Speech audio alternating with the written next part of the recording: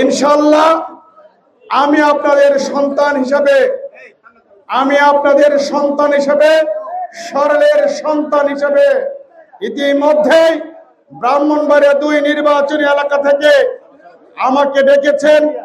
আমি সহ আরো যাদেরকে ডেকেছেন, আমরা বলেছি সরল এবং আশুগঞ্জের মানুষের প্রাণের দাবি হচ্ছে এখানে স্থানীয় ধানের শীষের প্রতীকে মার্কা দিতে হবে।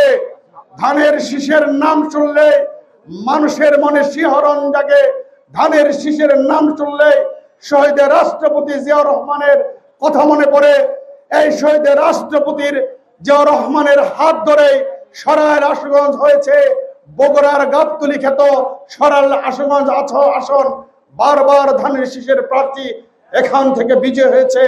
ইনশাআল্লাহ দলীয় নির্দেশ, দলীয় সিদ্ধান্ত আমরা অবশ্যই মানব।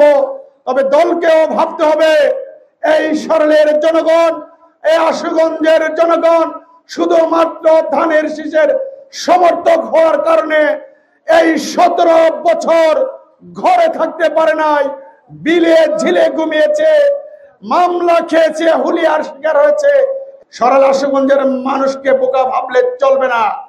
সরাইল আশুগঞ্জের মানুষকে সরল ভাবলে চলবে না।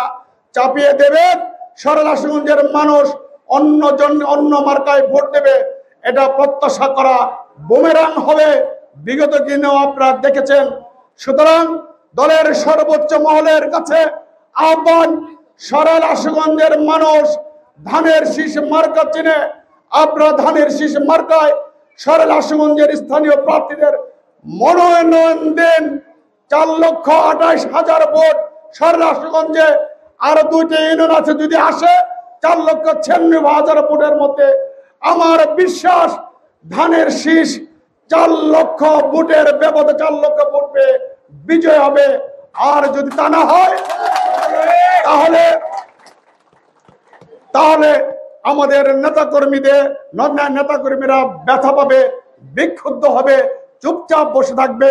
ভোটের সময় হয়তো ভোট দেবে, কিন্তু যারা এতদিন কষ্ট করেছে, যারা এতদিন রাজপথে ছিল, তাদের কথা, তাদের বক্তব্য যদি হাইকমান্ড বিবেচনায় না আনে, তাহলে আমরা মনে হয় এই বগুড়ার গাবতলীকে সরাইল আশুগঞ্জকে আমরা হারাতে পারি। আমি একজন মুসলমানের সন্তান, আমার দল হচ্ছে বিএনপি। আমরা সরাইল আশুগঞ্জের মানুষ সাম্প্রদায়িক সম্প্রীতিতে বিশ্বাস করে, কিন্তু আমার মুসলমানিত্ব হারালে চলবে না। মুসলমানের বিধি বিধান অনুযায়ী আমাকে চলতে হবে। মদিনা রাষ্ট্রে রাসূল সাল্লাল্লাহু আলাইহি ওয়াসাল্লাম সকল ধর্মের লোকদেরকে অধিকার দিয়েছে, কিন্তু এই না যে আমি তাদের আচার আচরণের সঙ্গী হয়ে যাব।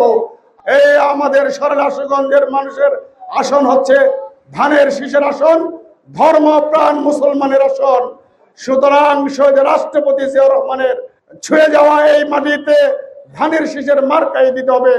অন্য কিছু সরাইল আশুগঞ্জের জনগণ মানবে না।